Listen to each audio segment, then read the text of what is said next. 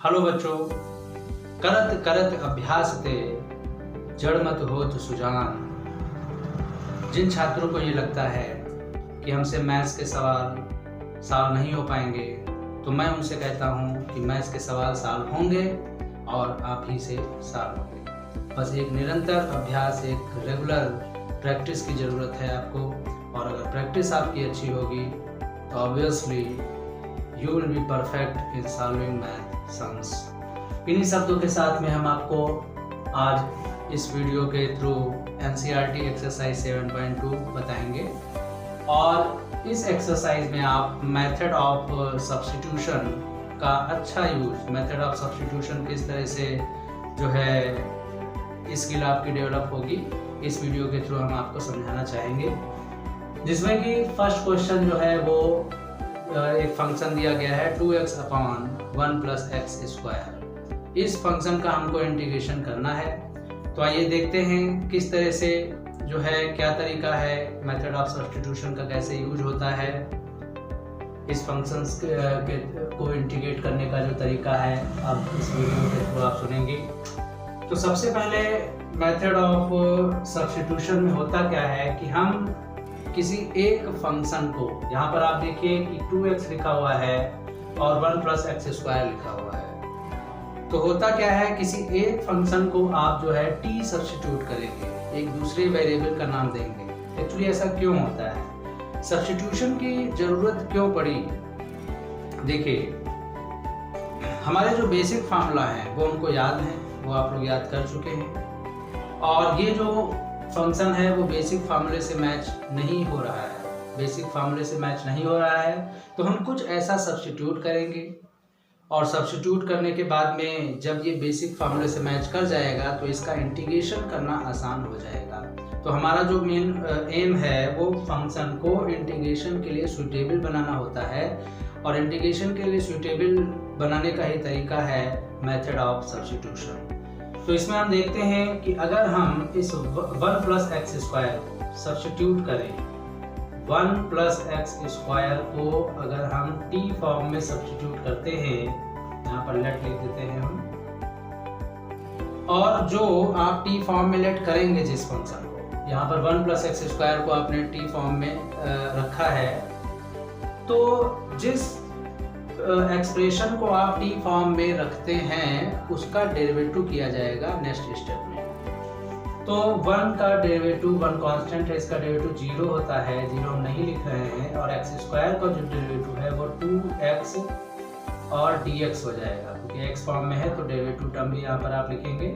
और t जो है उसका डेरिवेटिव dt फॉर्म जो है वो यहाँ पर होगा। और इस तरह से आप यहाँ पर देखते हैं कि जब आपने डेरिवेटिव कर लिया तो ये जो आपका फंक्शन है ऊपर लिखा हुआ, ये 2x और dx, ये जो फंक्शन लिखा हुआ है ये डायरेक्ट आपका dt फॉर्म में कन्वर्ट हो गया। तो हम इस चीज की जगह पर हमको केवल dt लिखना है यहाँ पर। और 1 + x² को आपने t माना था तो यहाँ पर आपने t लिखा। इस तरह से आपने देखा कि जैसे ही आपने मेथड ऑफ सब्स्टिट्यूशन के थ्रू 1 + x² को t माना और उसका डेरिवेटिव का जो रिजल्ट आपने ऑब्जर्व किया, और ये सारी चीज़ें जब हमने इस क्वेश्चन में दोबारा पुट की तो हमारा जो फंक्शन था t फॉर्म में इंटीग्रेशन के सूटेबल हो चुका है। 1/t का इंटीग्रेशन आपको याद करवाया गया है। कुछ इस तरह से आपने याद किया था कि integration of 1/x dx = log x + c, ये फार्मूला आपने लर्न किया था। और इसी बेसिक फार्मूले से ये आपको मैच करता हुआ दिख रहा है। तो यहाँ पर 1/t का जो इंटीग्रेशन होगा वो log t + c लिख दिया जाएगा। और log t + c के बाद में चूंकि आपका जो क्वेश्चन है वो x फॉर्म में था, तो t की जो आपने एज्यूम किया था कि t जो है वो आपका 1 + x² है, तो t की जगह पर लास्ट में 1 + x² भी आपको लिखना होता है। तो यहाँ पर हमने 1 + x² लिख दिया और यहाँ पर +c लिख दिया। तो इस तरह से आपने देखा कि ये जो क्वेश्चन है वो सब्स्टिट्यूशन प्रोसेस से, सब्स्टिट्यूशन के मेथड से किस तरह से इंटीग्रेशन के लिए सूटेबल हो पा रहा है और हमारा इंटीग्रेशन करना आसान हो जाता है।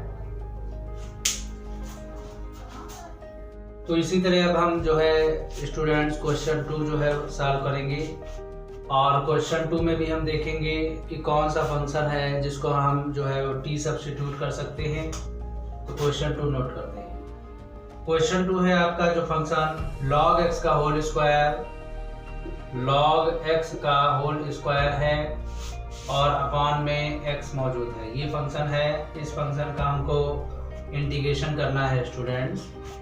तो हमने आपको बताया कि जिस फंक्शन का इंटीग्रेशन करना होता है उससे पहले आप इंटीग्रेशन का सिंबल और dx भी लिखते हैं। अब हम यहाँ पर आप देख पा रहे हैं कि एक तो फंक्शन आपका log x है, उसका होल स्क्वायर है, और एक जो है आपका अपॉन में x लिखा हुआ है। तो आप ये देखिए कि किस फंक्शन को हम जो है सब्स्टिट्यूट करें कि अब उसका जो है डेरिवेटिव भी फंक्शन में दिखना चाहिए मल्टीप्लाई के फॉर्म में। तो यहाँ पर आप देखते हैं कि अगर हम इस log x को अगर हम t माने, तो अब इस log x को t माना है तो इसका डेरिवेटिव हम करेंगे और देखेंगे कि वो डेरिवेटिव जो हमारा आएगा वो यहाँ पर कहीं दिख रहा है कि नहीं दिख रहा है, ये चीज आप देखेंगे। तो log x का डेरिवेटिव 1/x होता है, x के फॉर्म है, डेरिवेटिव dx लिखा, और t का डेरिवेटिव dt होता है। और ये देखिए आप कि 1/x जो dx है वो आपको यहाँ पर मिल रहा है। ये देखिए आप 1/x dx आपको मिल गया और ये dt फॉर्म में कन्वर्ट हो सकता है।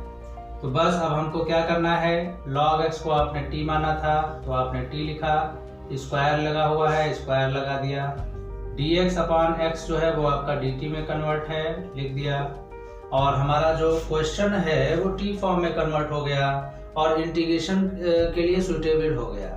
हमको पता है t स्क्वायर का जो इंटीग्रेशन है वो t की पावर में n+1 यानी 3 और अपॉन में n+1 यानी कि 3 और प्लस में c में कन्वर्ट हो जाएगा। और इसके बाद में जो आपने t माना है यहाँ पर कि t जो है वो log x था, तो एक्चुअली में t की जगह पर हमको फाइनली log x ही रखना पड़ेगा। तो log x का क्यूब अपॉन में 3 प्लस c, और यही आपका फाइनल आंसर है। तो मेथड ऑफ सब्स्टिट्यूशन में आप यहाँ पर ये सीख रहे हैं कि किस फंक्शन को हम सब्स्टिट्यूट करें, और सब्स्टिट्यूट करने के बाद में उसका जो डेरिवेटिव है वो भी जो है फंक्शन में एडजस्ट हो जाए और dt फॉर्म में कन्वर्ट हो जाए। और ऐसा करने पर जो हमारा इंटीग्रेशन फंक्शन है, जो फंक्शन है जिसका हम इंटीग्रेशन करते हैं, वो फंक्शन जो है इंटीग्रेशन के लिए सूटेबल हो जाता है और हमारे बेसिक फार्मूला से मैच करता हुआ नजर आता है। तो हमारा जो यहाँ पर मेन एम होना चाहिए वो ये होना चाहिए कि ऐसी चीज आपको सब्स्टिट्यूट करनी है जिसका जो है डेरिवेटिव फंक्शन में हो, और इसके बाद जो प्रोसेस आप आगे बढ़ाएं तो जो फंक्शन है वो बेसिक फार्मूला से मैच करे और इंटीग्रेशन के लिए जो है सूटेबल हो जाए। बस इस प्रोसेस को आप समझेंगे और क्वेश्चन जो है वो आपसे सॉल्व होते ही चले जाएंगे। तो अब बढ़ते हैं क्वेश्चन नंबर 3 की ओर।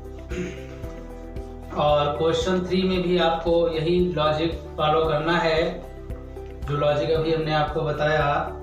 और क्वेश्चन 3 जो है वो आपका है integration of 1/x + x log x, x + x log x और dx, ये हमारा फंक्शन है। स्टूडेंट्स अब इस फंक्शन में हम ध्यान देंगे कि अगर हम log x को t मानते हैं तो उसका डेरिवेटिव 1/x होता है।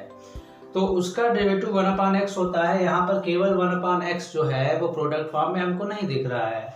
तो 1/x को प्रोडक्ट फॉर्म में लाने के लिए हमने x जो है इस एक्सप्रेशन से कॉमन ले लिया, तो अंदर हमको 1 + log x मिलता है और dx मिलता है। स्टूडेंट्स अब हम देख सकते हैं कि अब हम लेट कर लेंगे 1 + log x को हम t लेट करते हैं, तो अब हम इसका डेरिवेटिव करेंगे। 1 का डेरिवेटिव 0 होगा, log x का 1/x होगा, dx होगा, और यहाँ पर t का डेरिवेटिव dt होगा। और ये जो आपका 1/x dx है और जो 1/x dx है वो आप देख सकते हैं, ये रहा 1/x dx जो है वो अब dt में कन्वर्ट हो गया है। इसकी जगह पर हमको dt लिखना है और 1 + log x जो है उसकी जगह पर हमको t लिखना है। तो आपने देखा कि जैसे ही आपने 1 प्लस लॉग एक्स को t लिखा और इसके बाद डेरिवेटिव फॉर्म को dt में चेंज किया, तो आपको इससे क्या फायदा मिला कि जो हमारा फंक्शन था वो इंटीग्रेशन के बेसिक फॉर्मूले से मैच करता हुआ नजर आ रहा है।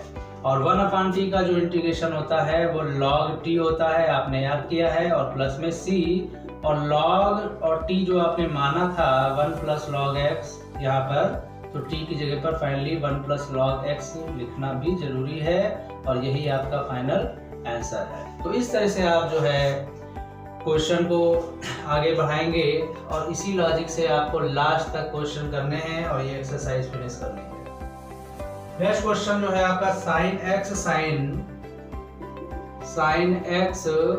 साइन और यहाँ पर आपको कॉस एक्स मिलता है और इसका आपको इंटीग्रेशन करना है स्टूडेंट्स। ये है क्वेश्चन। साइन एक्स साइन और ब्रैकेट के अंदर जो है साइन का एंगल यहाँ पर cos x है और dx यहाँ पर लिखा हुआ है और इस फंक्शन को इंटीग्रेट करना है। तो सबसे पहले हम क्या करेंगे, साइन का जो एंगल cos x है अगर हम इसको t मान लें, cos x को t मान लें, let cos x equal to t और इसका डेरिवेटिव करें तो cos x का डेरिवेटिव माइनस साइन x होता है और t जो है वो dt में कन्वर्ट होगा। तो यहाँ पर sin x dx जो है वो आपका माइनस dt में चेंज हो चुका है। तो प्रोडक्ट फॉर्म में आप देख सकते हैं ये आपका sin x है और ये आपका dx है। इन दोनों की जगह पर आपको माइनस dt लिखना है। ये माइनस हम आगे लिख रहे हैं और यहाँ पर dt लिख रहे हैं और ये आपका क्वेश्चन जो है एक्चुअली में sin t फॉर्म में कन्वर्ट हो चुका है। तो अब ये हो गया, इंटीग्रेशन के सूटेबल जो है ये फंक्शन बन चुका है। और sin t का जो इंटीग्रेशन होता है वो माइनस कॉस t होता है। तो minus cos t plus c हमने लिखा, माइनस माइनस प्लस होता है तो cos और t जो है वो आपने cos x लेट किया था तो cos x यहाँ पर हमने लिखा और प्लस में c लिखा और यही आपका फाइनल आंसर है। तो स्टूडेंट्स आप देख पा रहे हैं कि किस तरह से जो है क्वेश्चन जो है यहाँ पर सॉल्व किए जा रहे हैं और सभी में एक ही लॉजिक जो है वो लग रहा है और इसी के अकॉर्डिंग आप खुद क्वेश्चंस को सॉल्व करेंगे और अपने आप सॉल्व करेंगे और आंसर शीट से मैच जरूर करेंगे। और आंसर शीट से मैच करने पर अगर आपका आंसर मैच कर जाता है, एक नए क्वेश्चन को आप सॉल्व करिए और उसमें आपका आंसर मैच कर जाता है तो एक आपको कॉन्फिडेंस जरूर डेवलप होता है। तो बढ़ते हैं क्वेश्चन नंबर 5 की ओर और क्वेश्चन 5 में भी आपको उसी तरह से सॉल्व करना है जिस तरह से आपको हम बता रहे हैं। और क्वेश्चन 5 में जो क्वेश्चन है हमारा sin ax प्लस b और ब्रैकेट में cos ax प्लस b ये लिखा हुआ है और dx यहाँ पर है। ये क्वेश्चन आपका है। इसमें स्टूडेंट यहाँ पर आप देखते हैं कि साइन का जो एंगल है वो ax प्लस b है और cos का जो एंगल है वो भी ax प्लस b है। तो यहाँ पर साइन और cos जब प्रोडक्ट फॉर्म में हो और उनका एंगल भी सेम हो तो एक फार्मूला याद आ जाता है हमको जो कि हमने क्लास 11th में पढ़ा है। Sine x into cos X जो है वो 2 के साथ में मिलकर के साइन 2x बना देता है। ये फार्मूला हमने पढ़ा है। 2 sin x into cos X sine 2x हो जाता है और साइन 2x का इंटीग्रेशन आप बहुत आसानी से कर सकते हैं। लेकिन यहाँ पर हम प्रॉब्लम ये है कि जो क्वेश्चन है उसमें 2 नहीं है तो हम क्या करेंगे, 2 से मल्टीप्लाई कर देंगे और 2 से डिवाइड कर देंगे। और अब हमारा ये जो क्वेश्चन है वो 2 sin x into cos x में चेंज हो गया है और अब हम इसको sin 2x लिख सकते हैं। तो sin 2 और x हमारा जो है वो हमारे क्वेश्चन में ax प्लस b है और यहाँ पर dx हो गया। तो इस तरह से आपने देखा कि sin 2 और ax प्लस b जो है इस फंक्शन का हमको इंटीग्रेशन करना है। तो यहाँ पर अगर हम देखें तो 2 और ax प्लस b को t सब्स्टिट्यूट कर दें हम तो यहाँ पर 2 हो गया, a कांस्टेंट है, x का 1 होता है, b कांस्टेंट है 0 होगा, dx equal to dt 2a dx equal to D T, और यहाँ पर हमको dx जो है वो मिलता है 1/2a dt। और हमारा क्वेश्चन चेंज हो चुका है, आपने साइन लिखा और ये जो 2ax प्लस b है इसकी जगह आप t लिखेंगे, साइन t बन गया, और dx की जगह पर 1/2a dt लिखेंगे। ये काम आपने किया है। यहाँ पर 1/2a कांस्टेंट है, और कांस्टेंट जो होता है वो इंटीग्रल के पहले आप प्रोडक्ट फॉर्म में लिख देते हैं, तो 1/2 और 1/2a मिलकर के प्रोडक्ट में 1/4a हो जाएगा। और यहाँ पर जो साइन t है और dt है ये लिखा रहेगा। इसके बाद में अब आपने देखा कि ऐसा सब प्रोसेस करने के बाद में जो हमारा साइन t है इसका इंटीग्रेशन हो सकता है। अब जो फंक्शन है वो इंटीग्रेशन के लिए सूटेबल हो गया है, और साइन t का इंटीग्रेशन माइनस कॉस t होता है, और प्लस में c माइनस साइन b हम पहले लिख लेंगे, माइनस 1/4a कॉस, और जो t है हमारा, t हमने किसको लेट किया था, इस फंक्शन को t लेट किया था, तो ये आपका 2 हो गया, और ax प्लस b और प्लस में c ये आपका फाइनल आंसर है।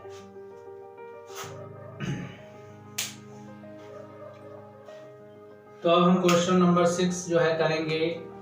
क्वेश्चन 5 आपने समझ लिया, और क्वेश्चन 5 के बाद में क्वेश्चन 6 जो है वो आपको करना है। और क्वेश्चन 6 है ax plus b square root में है और dx है, ये क्वेश्चन है। तो हम इसमें क्या करेंगे, ax प्लस b को t लेट कर लेंगे, और a और x का डेरिवेटिव 1 होता है, plus 0 dx equal to dt, तो a dx equal to dt, और dx जो है वो आपका हो गया dt बाई a। तो हमारा क्वेश्चन चेंज हो गया, रूट में t, x प्लस b को t माना था, रूट के अंदर t हो गया, और dx की जगह हमने लिखा dt बाई a, और 1/a आपका जो है कांस्टेंट है, ये इंटीग्रल के पहले मल्टीप्लाई में लिखा जाएगा, 1/a रूट t की पावर में हाफ हो गया और dt हो गया।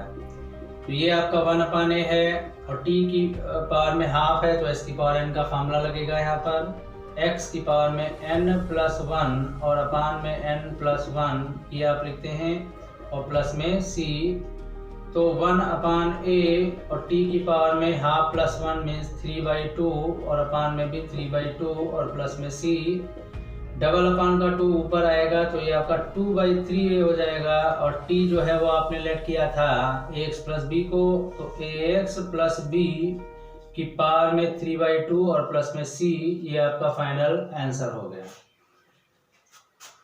तो इस तरह से क्वेश्चन 6 भी आपका कंप्लीट होता है। बढ़ते हैं क्वेश्चन नंबर 7 की ओर। क्वेश्चन नंबर 7 की अगर हम बात करें तो वो आपका है x, और रूट के अंदर x प्लस 2, इस फंक्शन को हमको इंटीग्रेट करना है। तो यहाँ पर अगर हम ध्यान दें तो x प्लस 2 को जो है वो हम t लेट करते हैं। हमारा मेन जो काम है वो आप जो है क्वेश्चन को इंटीग्रेशन के लिए सुटेबल बनाएंगे, इस चीज़ पर बस आपको ध्यान रखना है। तो हम ऐसी कौन सी चीज़ जो है वो लेट करें इसमें कि जो हमारा क्वेश्चन है अभी इंटीग्रेशन के लिए सुटेबल नहीं है, और जैसे ही आप जो है सब्स्टिट्यूट करते हैं तो वो इंटीग्रेशन के लिए सुटेबल हो जाता है। तो x प्लस 2 को t आपने जब माना तो आपने देखा कि dx जो है वो dt के फॉर्म में चेंज हो चुका है, और अब हम पूरे फंक्शन को t फॉर्म में रखेंगे, ये भी एक रूल है। तो यहाँ पर x लिखा है तो हमको यहाँ से x की वैल्यू क्या मिल रही है, क्योंकि हमको तो t फॉर्म चाहिए केवल, तो x जो है यहाँ पर x equal to t minus 2 मिल जाता है। तो इस x की जगह पर हम t माइनस 2 लिखेंगे, और ये जो रूट के अंदर लिखा हुआ है x प्लस 2 ये रूट t हो गया, और यहाँ पर dx और dt इक्वल आए थे तो dx की जगह पर आपने dt लिखा, ये आपका क्वेश्चन आता है।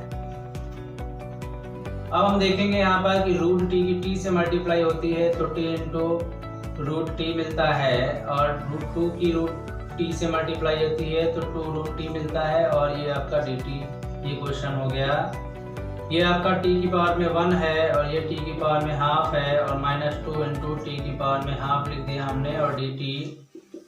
ये t की पावर 1 है, t की पावर हाफ है, तो पावर्स जो हैं वो ऐड हो जाएंगी। तो t की पावर में 1 प्लस हाफ यानी कि 3/2 में कन्वर्ट हो गया और ये 2t की पावर में हाफ dt इस तरह से कन्वर्ट होता है। और अब हमारे दो फंक्शन जो हैं वो इंटीग्रेशन के लिए अब सूटेबल हो चुके हैं। हम x की पावर n का फॉर्मूला डायरेक्ट इसमें यूज करेंगे। तो ये t की पावर में 3/2 है तो 2 की पावर 3/2 प्लस 1 अपॉन 3/2 प्लस 1 और ये t की पावर हाफ है तो t की पावर में हाफ प्लस 1 अपॉन में हाफ प्लस 1 लिखा और प्लस में c लिखा हमने। 3/2 प्लस 1 तो ये आपका 5/2 हो गया, यहाँ पर भी 5/2 हो गया। 2 इंटू 3 हाफ प्लस 1 3/2 अपॉन में 3/2 और प्लस में c डबल अपॉन का 2 ऊपर आएगा तो 2 t की पावर में 5/2 अपॉन 5 माइनस 2 ऊपर आएगा तो 2 2 जा 4 और t की पावर में 3/2 और अपॉन में 3 और प्लस में c। और अब हम जो t हमने जिसको कंसीडर किया था x प्लस 2 को वो हम लिखेंगे तो 2 हो गया x प्लस 2 की पावर में 5/2 अपॉन 5 माइनस 4/3 और x प्लस 2 की पावर में 3/2 और प्लस में c। ये आपका फाइनल आंसर हो गया। तो इस तरह से आप क्वेश्चन जो है वो सॉल्व करेंगे और जो अब तरीका आपके माइंड में बैठ गया होगा कि क्या प्रोसेस है और किस तरह से हम जो है क्वेश्चन को आगे बढ़ा रहे हैं। और इसी तरीके को आप जो है डिफरेंट न्यू क्वेश्चंस में, भले ही आप रेफरेंस बुक से ही क्यों ना करें, एक नए क्वेश्चन में जब यही लॉजिक लगाएंगे और आपका जो है आंसर आएगा तब एक कॉन्फिडेंस आपको डेवलप होगा। देखिए प्रैक्टिस आपको जरूर करनी है स्टूडेंट्स, और प्रैक्टिस जितनी ज़्यादा करेंगे उतना ही कॉन्फिडेंस डेवलप होगा और तभी जो है आप क्वेश्चन को बना पाएंगे और आप आंसर को ला पाएंगे। तो अब जो है नेक्स्ट क्वेश्चन जो है आपको करना है और next question number 8। Question number 8 है आपका x और रूट के अंदर 1 प्लस 2x स्क्वायर। x है और रूट के अंदर 1 प्लस 2x स्क्वायर है, इसको इंटीग्रेट करना है। तो अब हम यहाँ पर देख पा रहे हैं कि 1 प्लस 2x स्क्वायर को जो है 1 प्लस 2x स्क्वायर को t मानना आपके लिए सूटेबल रहेगा। यहाँ पर क्यों सूटेबल रहेगा? क्योंकि x आपको इसके डेरिवेटिव में ये वाला x मिल जाएगा। देखिए कैसे, 1 का कांस्टेंट है, इसका तो 0 हो जाएगा। 2 इंटू एक्स स्क्वायर का 2x dx equal to dt। तो यहाँ पर x dx जो आपको मिलता है वो dt/4 मिलता है यहाँ पर। तो ये x है और ये आपका dx है, तो इसकी जगह पर आपने dt/4 लिख दिया और रूट के अंदर जो है आपका t आ गया। क्वेश्चन आपका t फॉर्म में चेंज हो चुका है। 1/4 कांस्टेंट है, ये इंटीग्रल के पहले लिखा जाएगा और वेरिएबल में रूट t है यानी t की पावर हाफ और dt। तो 1/4 और t की पावर हाफ में x की पावर n का फार्मूला लगाएंगे, n+1 upon n+1 plus c। और ये आपका 1/4 है, t की पावर में 3/2 अपॉन में 3/2 प्लस c डबल अपॉन का 2 ऊपर आएगा। तो ये आपका 2/12 और t की पावर में 3/2 प्लस c होगा। 2 से 12 को कैंसिल आउट करेंगे तो 1/6 और t आपने किसको माना है 1 प्लस 2x स्क्वायर की पावर में 3/2 और प्लस में c। ये आपका फाइनल आंसर आ गया। तो अब जो है क्वेश्चन नंबर 9 हम करेंगे और क्वेश्चन नंबर 9 भी आप जो है इसी तरह से सब्स्टिट्यूशन मेथड का यूज करके जो है सॉल्व करेंगे। क्वेश्चन 9 में अगर आप ध्यान दें तो ब्रैकेट में 4x प्लस 2 है, 4x प्लस 2 ये ब्रैकेट में है और रूट के अंदर आपका जो है x square plus x plus 1 है, x square plus x plus 1 और dx ये क्वेश्चन है। और इसमें अगर आप ध्यान दें तो x square plus x plus 1 को अगर हम डिलीट करें तो 2x प्लस 1 और 1 तो कांस्टेंट है, इसका 0 हो जाएगा। dx इक्वल टू dt, ये आपको मिलता है। और यहाँ पर 2x प्लस 1 नहीं दिख रहा है, तो 2x प्लस 1 दिखाने के लिए 4x प्लस 2 में हम 2 कॉमन ले लेंगे तो अंदर 2x प्लस 1 दिखने लगेगा, और x square plus x plus 1 जो है वो भी आपका रूट में है, और यहाँ पर dx है। अब हम जो है इसको t फॉर्म में कन्वर्ट करने जा रहे हैं। 2x dx की जगह हमको dt लिखना है, ये रहा 2x प्लस 1 और ये रहा dx, इसकी जगह हमने dt लिखा, ये 2 कांस्टेंट था आगे लिख दिया, और रूट के अंदर आपको t यहाँ पर मिल गया। बस अब आपका फंक्शन जो है वो इंटीग्रेशन के लिए सुटेबल हो चुका है। तो 2 लिखा आपने, रूट t यानी कि t की पावर में हाफ, इसका इंटीग्रेशन आपको करना है, और t की पावर हाफ में t की पावर हाफ प्लस 1 अपॉन में हाफ प्लस 1 और प्लस में c, तो t की पावर में 3/2 अपॉन में 3/2 प्लस c, और ये 2 आपका डबल अपॉन में है तो ये आपका न्यूमरेटर में जाएगा, तो 4/3 t की पावर में 3/2 आ गया और प्लस में c, तो 4/3 और t आपने एज्यूम किया है x square plus x plus 1 को, और इसकी पावर में 3/2 है और यहाँ पर प्लस में c है, ये आपका फाइनल आंसर आता है। तो इस तरह से 9 क्वेश्चन जो है वो आपके सॉल्व हो चुके हैं, और अब हम आपको क्वेश्चन 10 बताने जा रहे हैं। कोई भी अगर आप लोगों को डाउट होता है तो आप व्हाट्सएप के थ्रू जो है जानकारी ले सकते हैं। अगर किसी भी तरह का डाउट है तो व्हाट्सएप के थ्रू जो है आप लोग पूछ सकते हैं। तो क्वेश्चन 10 में जो क्वेश्चन है integration of 1 upon x minus root x, ये है क्वेश्चन। और इस क्वेश्चन में जो है हमको प्रोडक्ट फॉर्म नहीं दिख रहा है सब्स्टिट्यूट करने पर, और डेरिवेटिव प्रोडक्ट फॉर्म में जो है वो dt फॉर्म में अभी नहीं एडजस्ट हो पाएगा। तो इसके लिए हम क्या करते हैं, x माइनस रूट x में रूट x कॉमन ले लेते हैं, तो अंदर रूट x माइनस 1 दिखता है और dx। अब हम इस रूट x माइनस 1 को अगर हम t लेट करें तो अब इसका इंटीग्रेशन करना है, ये x की पावर हाफ है माइनस 1 है इक्वल टू t। अब इसका जब डेरिवेटिव करेंगे हम, root x minus 1 equal to t है, इसका जब डेरिवेटिव करेंगे तो आ जाएगा आपका n x की पावर में n माइनस 1, और ये 1 कांस्टेंट है 0 हो जाएगा, dx इक्वल टू dt 1/2 और x की पावर हाफ माइनस 1 यानी कि माइनस का half, dx equal to dt, x की पावर माइनस हाफ नीचे आएगा तो 1/√x हो जाएगा डिनोमिनेटर में, और dx इक्वल टू, और ये 2 आपका दूसरी साइड में ट्रांसपोज करेंगे तो 2 dt में कन्वर्ट हो जाएगा। तो यहाँ पर आपने देखा कि 1/√x और dx जो है वो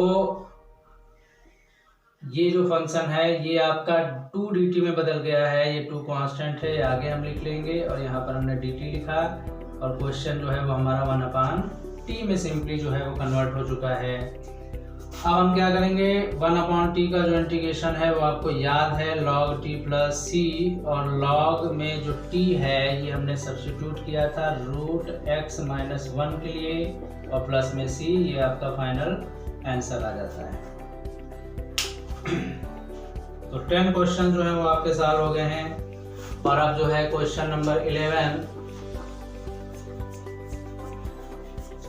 आप सॉल्व करेंगे। क्वेश्चन 11 की अगर हम बात करें तो इसमें एक फंक्शन x है और अपॉन में x प्लस 4 जो है वो आपका रूट में है और dx है, ये क्वेश्चन है।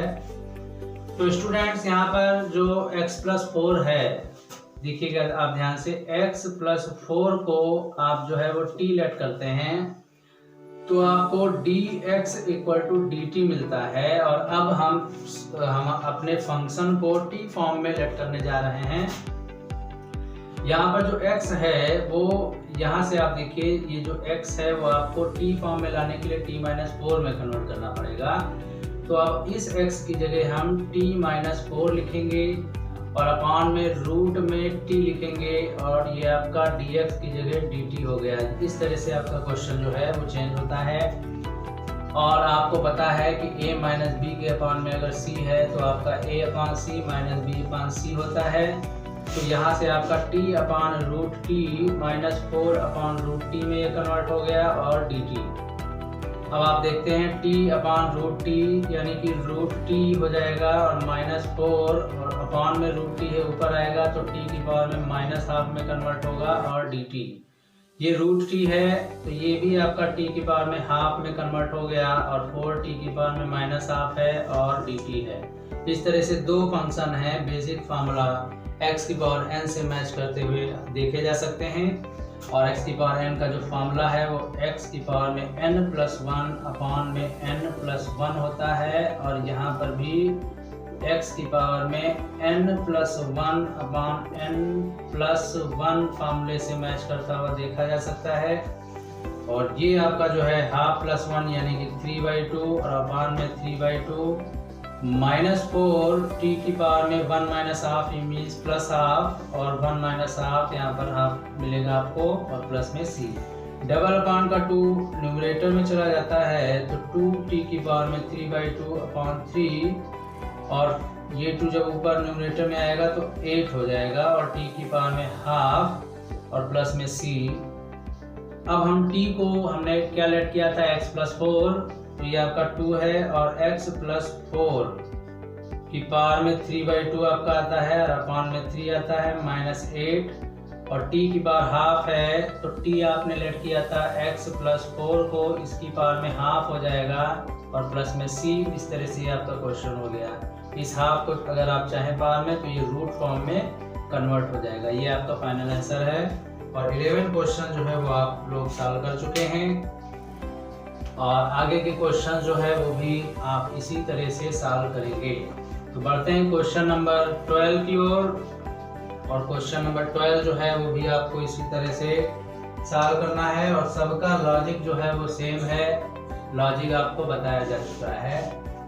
क्वेश्चन नंबर 12 में x³ - 1 है, x³ - 1 और उसकी पावर में आपका 1/3 है और x की पावर में 5 लिखा हुआ है और dx ये आपका फंक्शन है और इसको हमको इंटीग्रेट करना है। स्टूडेंट अगर आप ध्यान दें यहाँ पर तो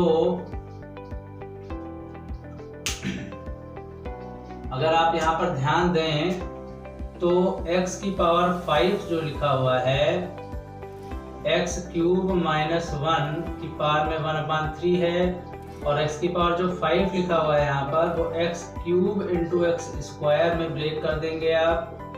ऐसा क्यों किया है? क्योंकि आप देख पा रहे हैं यहाँ पर फंक्शन में x³ आपको दिख रहा है तो x की पावर 5 को भी x³ × x² में कन्वर्ट किया जा चुका है और अब आप x³ - 1 को अगर t मानते हैं तो इसका डेरिवेटिव जब आप करेंगे तो x² dx जो है वो सब्स्टिट्यूट हो जाएगा और क्वेश्चन इंटीग्रेशन के लिए सुटेबल हो जाएगा। देखिए कैसे, x³ का हो जाएगा 3x² dx = dt और यहाँ से x² dx जो है वो dt/3 में कन्वर्ट हो चुका है और x³ - 1 t होता है, t की पावर में 1/3 हो गया और इस x³ की जगह पर आपको यहाँ से x³ की जगह यहाँ से आपको क्या मिलता है, x³ आपको t+1 मिलेगा यहाँ से, तो x³ की जगह पर आपको t+1 लिखना है और x² dx जो है वो आपका dt/3 में कन्वर्ट हो गया है स्टूडेंट्स।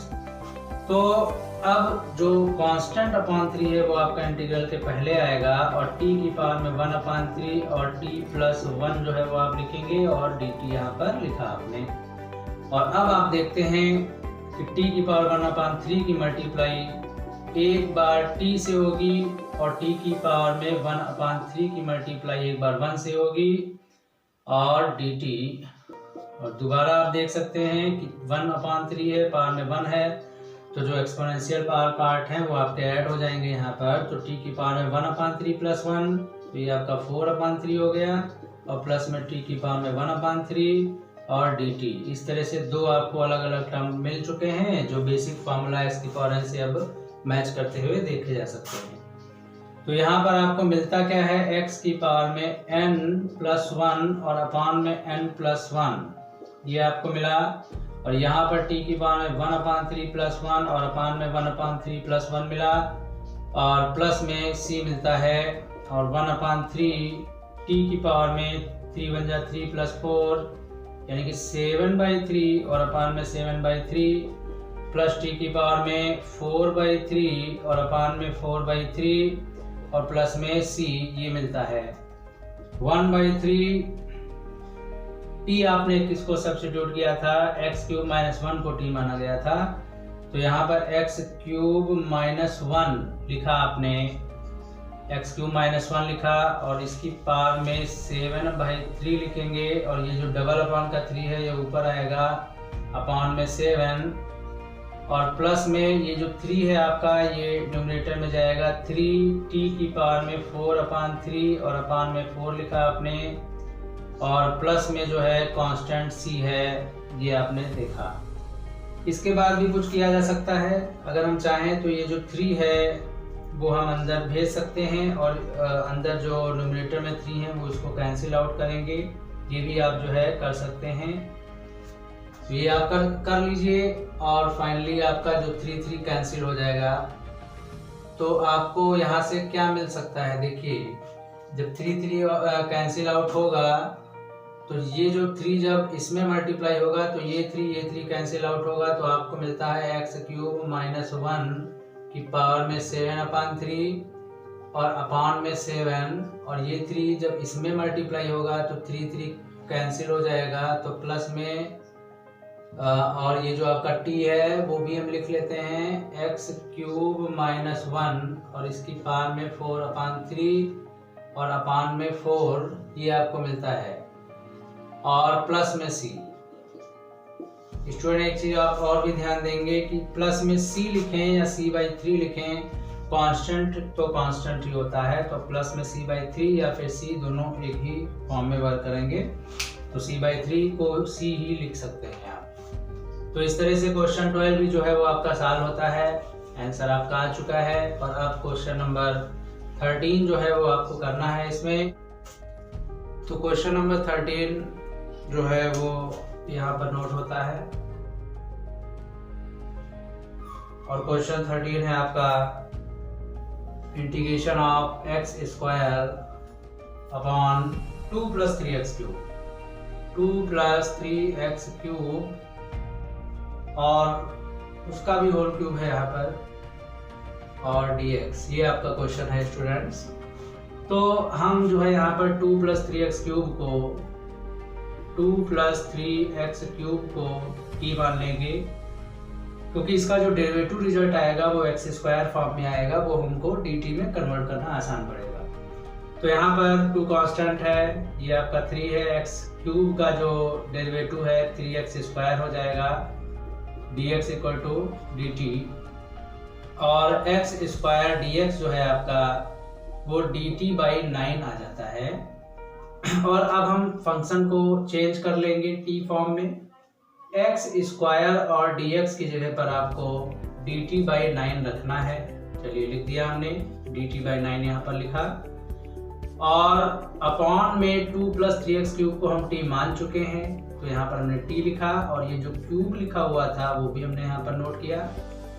1/9 आपका कांस्टेंट है और कांस्टेंट को इंटीग्रल के पहले प्रोडक्ट फॉर्म में लिख दिया जाता है, तो 1/9 को हम इंटीग्रल के पहले प्रोडक्ट फॉर्म में लिख लेंगे और t³ को हम न्यूमरेटर में ले जाएंगे तो नेगेटिव एक्सपोनेंट आपका यहाँ पर आएगा और ऊपर ले जाने का जो हमारा एम था वो यही था कि फार्मूले के लिए सुटेबल बनाना, क्योंकि x की पावर n का जो इंटीग्रेशन होता है वो x की पावर n+1 अपान में n+1 + c होता है। तो यहाँ पर 1/9 आपने लिखा और t की पावर में -3+1 और अपान में -3+1 लिखा और प्लस में यहाँ पर c होता है। और ये आपका 1/9 है, t की पावर में -2 अपान में -2 लिखा आपने और प्लस में c लिखा। 9 और 2 की मल्टीप्लाई की तो आपका 1/18 होता है और t की पावर -2 नीचे आएगा तो t² फॉर्म में हो जाएगा और प्लस में c और 1/18 इंटू 1 और जो t था आपका वो आपने माना क्या था, t आपने माना था 2 + 3x³, तो 2 + 3x³ आप लिखेंगे और उसका स्क्वायर लगा हुआ है, स्क्वायर लगा लिया और प्लस में c, ये आपका फाइनल आंसर आ जाता है क्वेश्चन नंबर 13 के लिए। तो क्वेश्चन 13 के बाद में अब आपको क्वेश्चन नंबर 14 सॉल्व करना है स्टूडेंट्स। और क्वेश्चन 14 जो है वो लॉग से रिलेटेड क्वेश्चन है, और आपको पता है कि लॉग जो होता है उसका डेरिवेटिव 1/x होता है। इस कॉन्सेप्ट को ध्यान में रखते हुए क्वेश्चन नंबर 14 आपको सॉल्व करना है। क्वेश्चन नंबर 14 की अगर हम बात करें तो ये आपका 1/x है और log x की पावर में आपका m लिखा हुआ है और यहाँ पर dx है, ये फंक्शन है। हमको पता है कि log x का डेरिवेटिव 1/x होता है, तो log x को t मानने पर इसका जो डेरिवेटिव नेक्स्ट स्टेप में किया जाएगा वो 1/x dx जो है वो हमारा dt में कन्वर्ट हो जाएगा। ये रहा आपका 1/x और ये रहा आपका dx, ये आपका dt में कन्वर्ट हो गया। और 1/log x को आपने t माना था तो ये t की पावर m में कन्वर्ट हो गया। और आपका क्वेश्चन इंटीग्रेशन के लिए अब जो है आसान हो चुका है। t की पावर m को आप ऊपर ले जाएंगे तो t की पावर -m हो जाएगा और यहाँ पर dt हो गया। और अब ये फंक्शन इंटीग्रेशन के लिए x की पावर n+1 वाला जो फॉर्मूला बताया गया है उसके अकॉर्डिंग आप करेंगे तो t की पावर -m+1 अपॉन में -m+1 होगा और प्लस में यहाँ पर c लिखा जाएगा। और t आपने log x को माना था तो लास्ट में t की जगह पर log x लिखना ना भूलें आप। तो log x की पावर में आपका -m+1 हो गया और अपॉन में -m+1 और प्लस में c, ये आपका फाइनल आंसर आ गया क्वेश्चन नंबर 14 के लिए। क्वेश्चन नंबर 14 के बाद में अब हम आपको क्वेश्चन नंबर 15 बताने जा रहे हैं। और क्वेश्चन 15 जो है वो आपका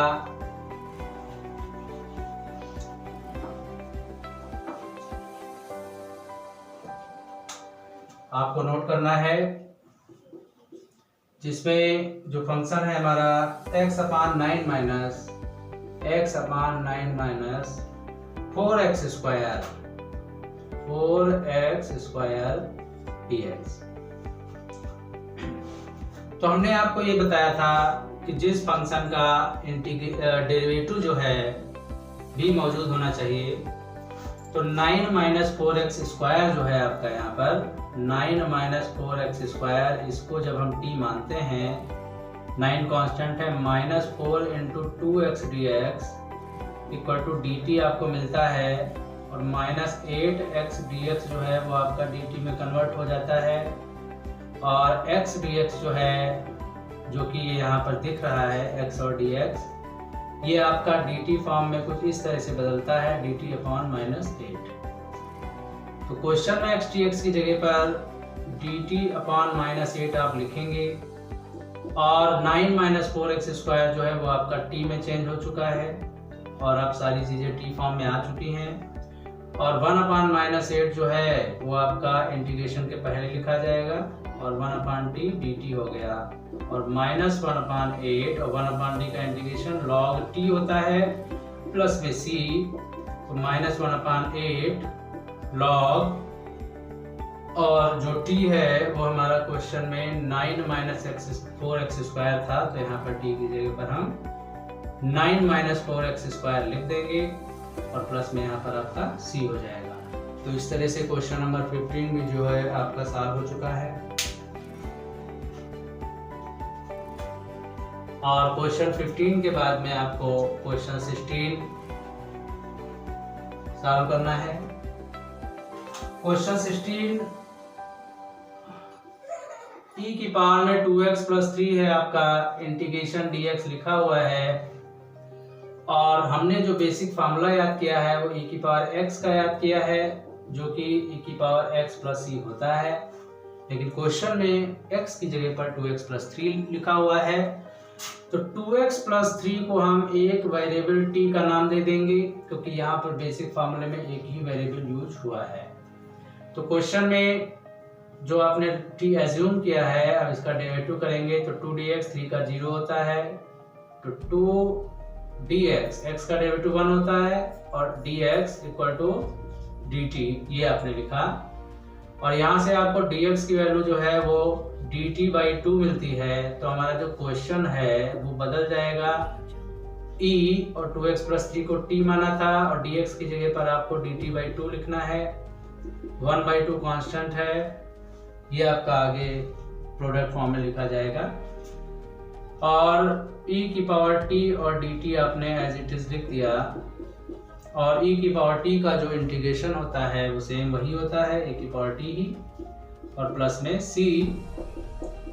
और t जो है वो आपने 2x+3 को माना था, तो यहाँ पर 2x+3 भी आप लिखेंगे और प्लस में c।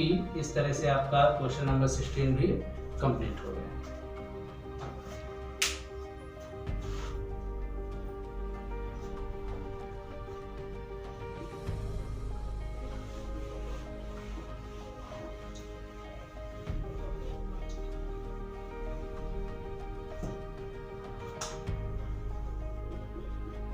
क्वेश्चन नंबर 17 हम देखते हैं। Integration of x upon e की पावर में x² है, ये फंक्शन दिया हुआ है और हमको पता है कि x² का जो डेरिवेटिव होता है वो 2x होता है। तो x हमारा x और dx dt में कन्वर्ट होना यहाँ पर पॉसिबल है, तो x² को हम t मान लेंगे और 2x dx equal to dt लिखा जाएगा। और x dx जो है वो आपका dt/2 हो जाएगा और x dx ये रहा आपका, ये x और dx है।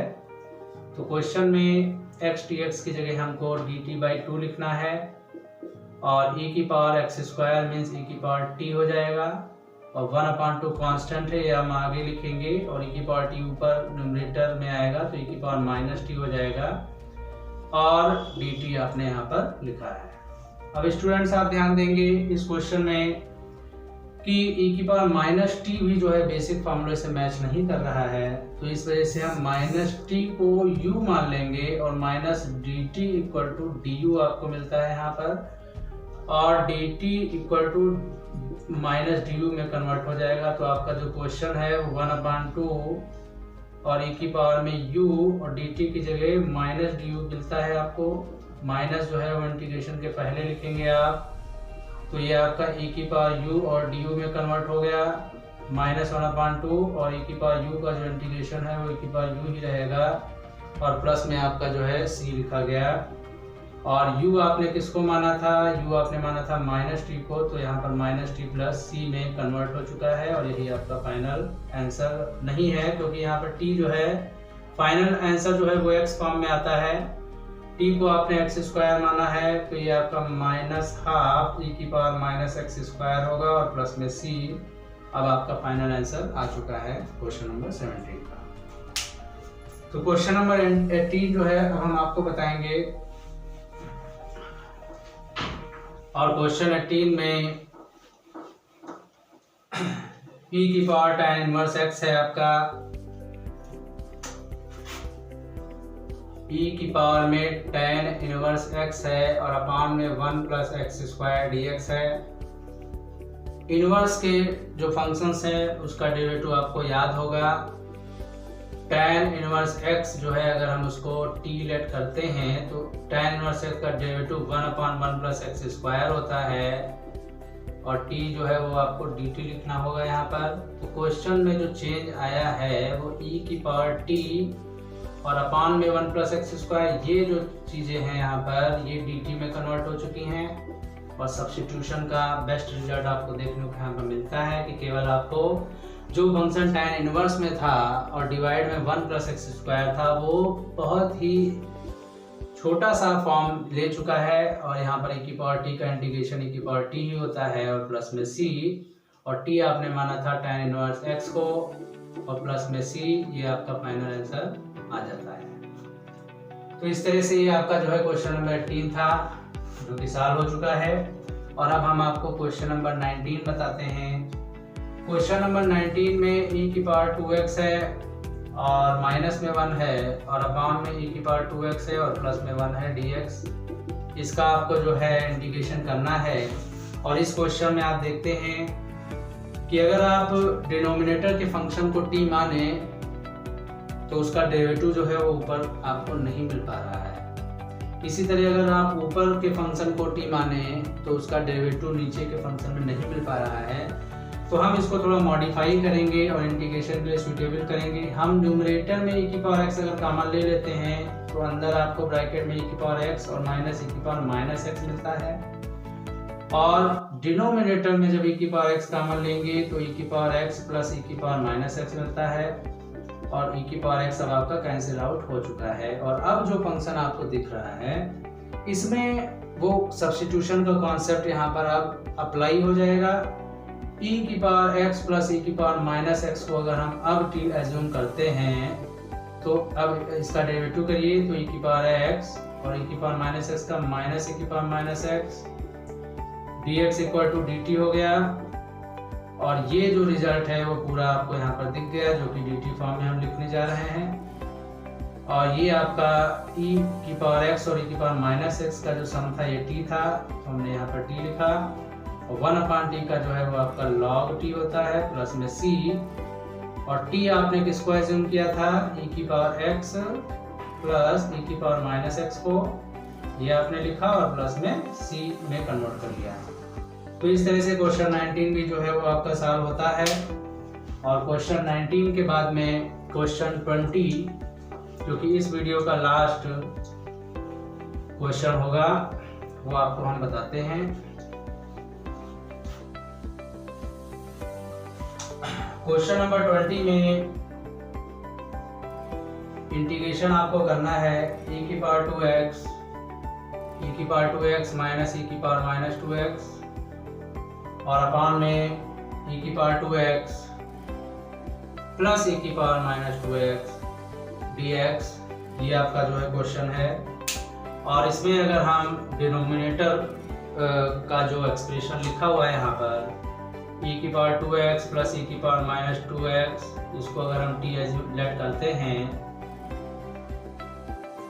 और इसका डेरिवेटिव किया जाएगा, नेक्स्ट स्टेप में हमको डेरिवेटिव करना होता है क्योंकि dx dt के फॉर्म में आना चाहिए। तो e⁻2x का जो डेरिवेटिव है वो e⁻2x इंटू 2 होता है, और e⁻2x का e⁻2x इंटू -2 होता है dx और इक्वल टू dt। यहाँ पर आप देखते हैं 2 जो है वो आपका कॉमन हो जाएगा बाहर, तो ये आपका e⁻2x माइनस e⁻2x लिखा गया, और ये dx है और इक्वल टू में dt हो गया। तो e⁻2x माइनस e⁻2x जो है वो आपका यहाँ पर dt/2 में कन्वर्ट हो चुका है। तो ये जो एक्सप्रेशन है वो आपको क्वेश्चन में डायरेक्ट एज इट इज मिल जाता है, तो इसकी जगह पर हमको dt/2 लिखना है, और ये जो आपने एज्यूम किया था ये आपका पूरा का पूरा t है, तो यहाँ पर आप t लिखते हैं, और 2 जो है वो आपका इंटीग्रल पार्ट के बाहर आएगा, कांस्टेंट है, और 1/t dt वो आपका यहाँ पर हो गया, और 1/t का जो इंटीग्रेशन है वो log t होता है, तो आपने यहाँ पर log t लिखा और प्लस में c कन्वर्ट कर लिया, और जो t है वो आपने एज्यूम किया था e⁻2x प्लस e⁻2x और प्लस में c, और ये आपका फाइनल आंसर आ गया।